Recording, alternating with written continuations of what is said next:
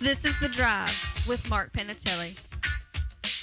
This segment of our show brought to you by New Bern Sporting Goods, 3721 Trent Road in New Bern.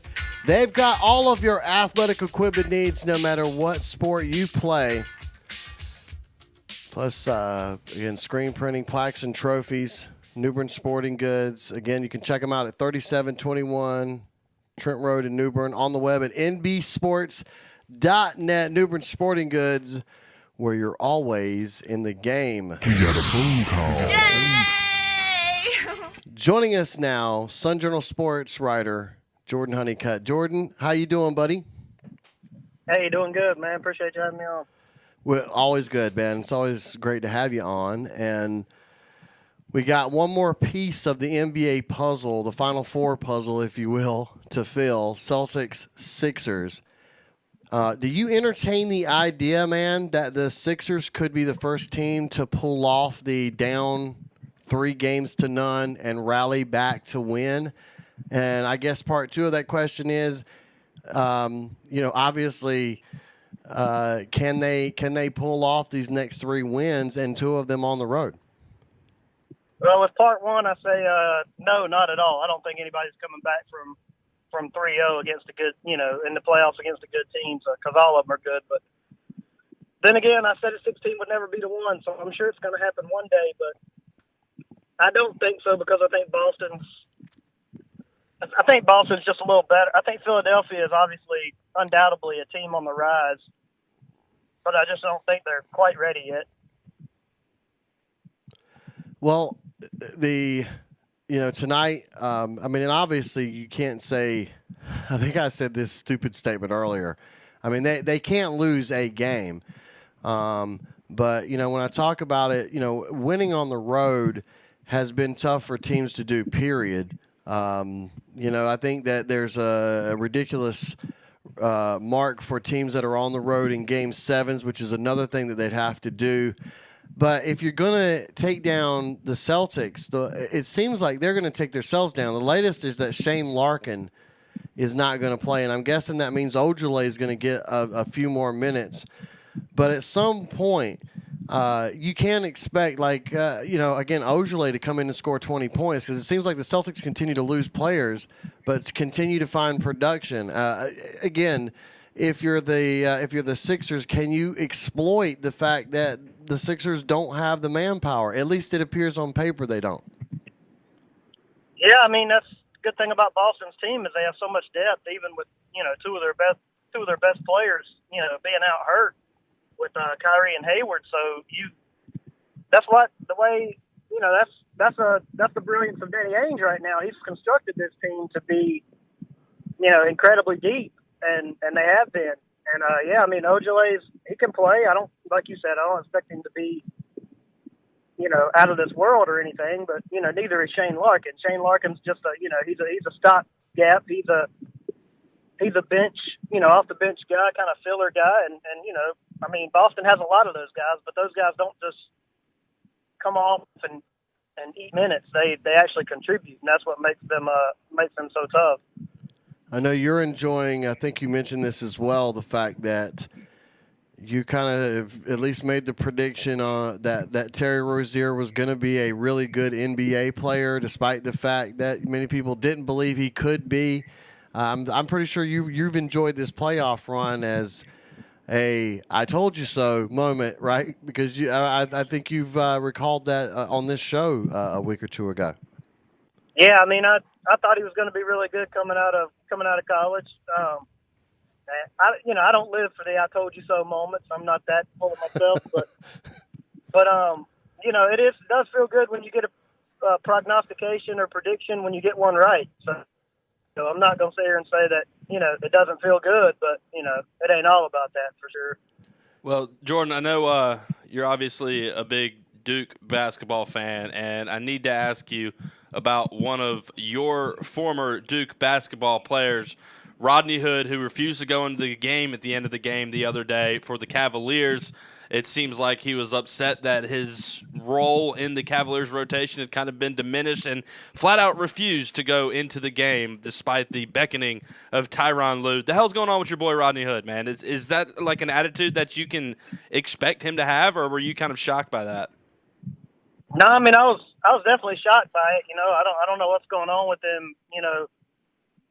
As far as that goes, I don't ever expect a professional player to kind of refuse going in the game. But I don't know. Maybe he was ticked off about something, and maybe he just a lot of times frustration gets the better of us. Maybe that's what it was with him. Hopefully that's all it was. But I don't really know. But that's my guess. Just super frustrated and had checked out for the day. Well, let me before we talk about the Cavaliers further, there's a question I got to ask you. There's a feeling maybe to some that the Cavaliers, the way they're currently constructed, that no matter who wins the Western Conference Final, that team is going to more than likely win the NBA championship.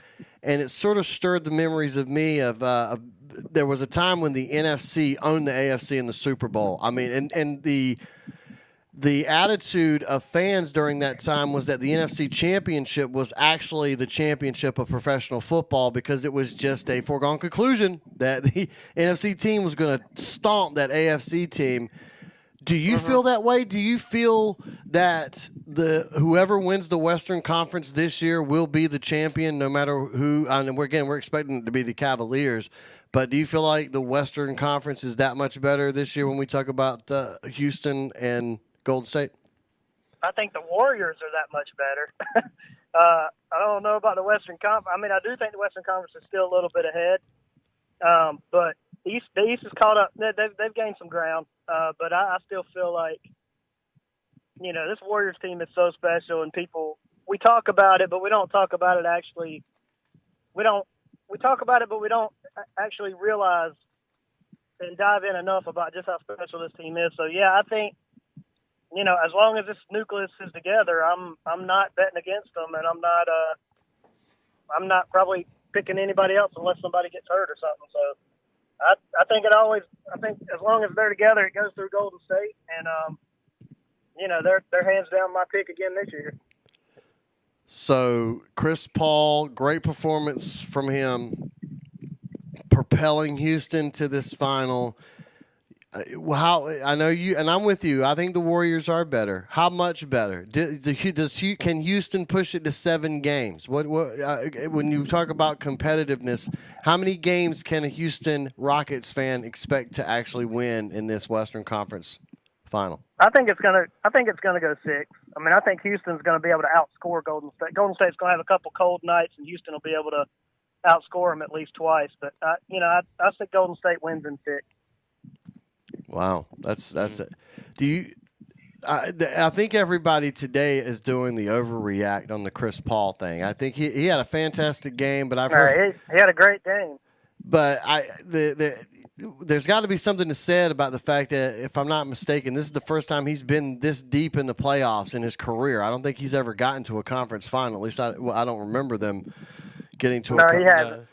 And there's got to be something said. I mean, we're talking about it with Philadelphia, and I know he's a veteran, and Philadelphia are some young players, but this is going to be a different experience for Chris Paul. Sure. And again, it's not as if he's did these kind of performances last night all through the playoffs. So it's been LeBron James who's had actually these kind of performances, not Chris Paul. Yeah, I mean, I've always lumped CP3 in there with Melo and those guys who are just super talented players, but they just don't win enough.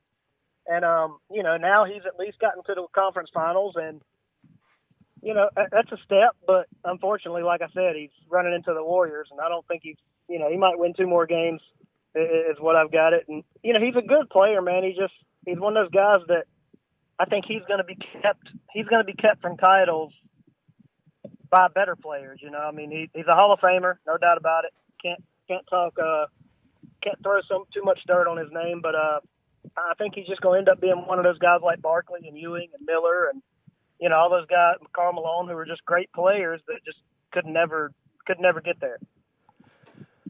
All right. I think a lot of people, including myself, enjoy the NBA on TNT crew. I know you do. I don't know if you had a chance to Absolutely, I love catch it. Barkley and Shaq last night going at it about I did. is it DeRozan and the fact that Barkley said you cannot alienate your best player, and Shaq was talking about you can't baby a player. Some of the responses back were absolutely funny, including, I'll agree that D Wade did carry him in that Miami championship, but we're Google me, Mark. good. Google me, That was Mark. fantastic, Jordan. That was absolutely fantastic. Where do you land on the argument, though? Where do you not baby players, or do you not alienate your best player? Whose side of the argument do you land on? I don't think he should have been on the bench. But then again, it's a double-edged sword because then again, the group that was in there was rolling. They were playing well. But DeRozan hasn't proven himself to be a clutch guy. He really hasn't. I mean, he's a great player, but he's not, can you say, man, if me, you, and Sam sit here and talk about the guys we want the ball in his hands in the last second, do we even mention DeMar DeRozan? No. Like, league-wide? I don't No. think so. So, I mean, that's what I'm saying is I didn't have a huge problem with it, but I see where both of them are coming from. So it's kind of, when you got chemistry going and you're coming back from a deficit, you don't want to break that up. And I think coaches are scared to break that up, even just subbing in one player. But, Dwayne Casey made the call that he thought he should have made, and you can't argue with that. So, it's just, people see it different ways. And obviously Shaq and Charles saw it different ways, and it led to some good comedy. But Look, DeMar yeah, DeRozan, to put in perspective, like how unclutched this guy is, and I'm a big DeMar DeRozan fan. He has played in 16 playoff games versus the Cavaliers. Was swept this year, was swept last year, and then a few years ago they lost 4-2 in a series versus LeBron James-led Cavaliers. In all of these games, all 14 games that DeMar DeRozan has participated in against the Cleveland Cavaliers, has never once hit a single three-pointer. Not a single three-pointer in playoff basketball versus LeBron James and the Cleveland Cavaliers. So, I think we know what he is. He's just not that clutch of a guy. But, Jordan, the guy I think we need to talk about is not LeBron James to me, but the man who has emerged as the real key to the Cavaliers' success at this point in the playoffs. It's Kevin Love. The Cavaliers went out and traded for all those guys, the George Hills, the Rodney Hoods, the Jordan Clarksons, the Larry Nance Jr.'s, a couple of your boys from the L.A. Lakers. They have disappeared. They have not contributed at all in these playoffs. But now we are seeing a flashback to Minnesota Timberwolves' Kevin Love. What have you liked so much about his game to this point in the playoffs? Yeah, I'll even go farther. I'm tired of people saying LeBron's doing it by himself. Listen, LeBron's having fantastic nights. He's putting up the numbers. Yeah, sure. But Kevin Love and Kyle Korver have been huge for Cleveland in these first two series. In the Indiana series and in the Toronto series, they've really stepped up and played some good games. And even J.R. Smith's had a couple of good games. He's had some help. He hasn't had Jeff Green's had some good moments. He's had some help, but yeah, Kevin Love is he looks healthy. He looks invested out there. Yeah, you hit it pretty much. He's looking like he was when he was an all-star. So you kind of gotta give credit to him. I know none of the national guys will because they're too far up LeBron's rear. So so we can give credit to him right here. And Mark, I'm surprised you haven't asked me about Avengers yet. Well, I can't because Sam hasn't seen it yet. Have you seen Avengers, Jordan? Yeah, I went and saw it. Have you seen all the other superhero movies, or did you just skip to the end and watch Avengers? No, I've seen the other two Avengers. I've seen all three Iron Mans. I've seen the Thors. I've seen the Captain America movies. I had not seen the Thors. Okay. I've seen the. Well, you're doing it what's the wrong. other You one I'm cheated, thinking so it doesn't matter. Doctor Strange and all that. I'm sorry. I can't help but find the humor in the fact that Jordan Honeycutt has seen this movie and you have not seen it. I know. Trust me, I'm not dealing with it very well. It is a serious point. I mean, it is taking. Thank you, Jordan. Jordan, you have made my day. I haven't seen it yet, Jordan, because I'm trying to catch my girlfriend up on the movies who wants to see the movie with me, and it's the dumbest decision I've ever made in my life, and it's become a real point of contention in our relationship, and I'm probably going to leave her because of it if I don't see this movie soon.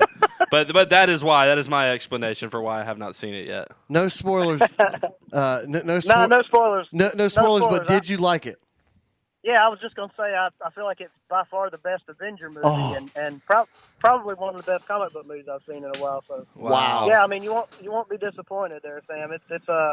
It's well written and it's well put together, and I liked it. There you go, Sam. There you go, buddy. Well, Jordan, since we're talking movies, I've got to ask you because I was scrolling through Twitter. I believe it was last night, and I happened upon a tweet of yours where you were talking about the movie Zero Dark 30, which is a great movie. Great movie. Jessica Chastain, the whole SEAL Team 6. I love that movie. I mean, what is your love for that movie? Is that one of those movies you watch and it just makes you so fired up you're just ready to run through a wall and get your rear end into a SEAL team somewhere? Yeah, I mean it makes me wish I was,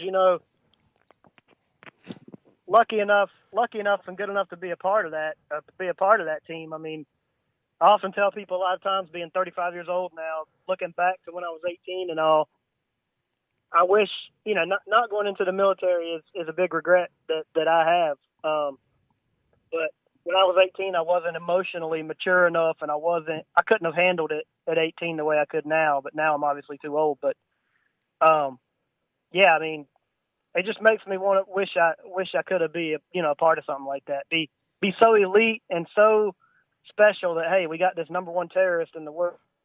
We need somebody to kill him. Oh, we're going to call you guys. So I mean, just to be. Yeah, it just gives you a great feeling of pride and a great feeling of, God, I wish that could have been me kind of deal. How many push-ups can Jordan Honeycutt do right now? Right now, push-ups. Oh, God. Maybe 20. That's good, man. I don't think I could hit double digits, to be honest with you. I might could do 20 without stopping before the arms start burning. I maybe 20. Maybe. Yeah. Maybe. You can do it right now? No. No. Nothing motivating. Maybe if we watch Zero Dark 30, I would want to do 20 push-ups.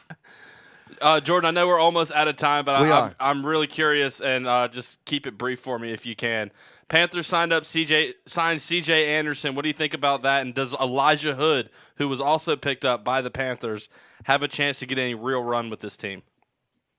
I love the signing of C.J. Anderson. I think I really like it. I thought they should have drafted another young running back because McCaffrey, I still don't think he can be an every down between the tackles running back, and I don't think you want to put that kind of mileage on him. But I still would like to see him get another good young running back. Elijah Hood, I think is a stopgap. He's somebody that maybe you might can catch, lightning in a bottle and get a steal there, but I don't think Elijah Hood is much better than Cameron Artis-Payne. So I don't know, but C.J. Anderson, that guy can produce, and he's proven it. So I think if he stays healthy, I think he's going to be a big time addition to the Panthers team. I was hoping to get to some baseball, but I just did not get a chance to do it. There's certainly going to be plenty of time for that. I mean, there's 162 games in the season, folks. So just I'll reserve some of that for next week anyway. But for folks listening, here's how you get more Jordan Honeycutt. You just pick up a copy of the Sun Journal. You can go online to newbernsj.com/sports. You can also follow Jordan on Twitter. It's @Honeycutt_NBSJ, and we try to have him here every week on the drive. Great to talk to you, buddy. Yeah, great talking to you guys too. I'll end with I heard the conversation yesterday, about the movies and everything, and the Oscars awards and all that. So I would love to end this with La La Land sucks, but I can't say that because I haven't seen it. Well, you can just take our word for it. Take our word for it. We haven't seen it either. But it's terrible. I saw a little bit of it, but it wasn't that good. It's not as good as Avengers. I knew you would say that. Absolutely. Hey, man, I appreciate it. You guys take it easy. You too. We'll take a break and come back.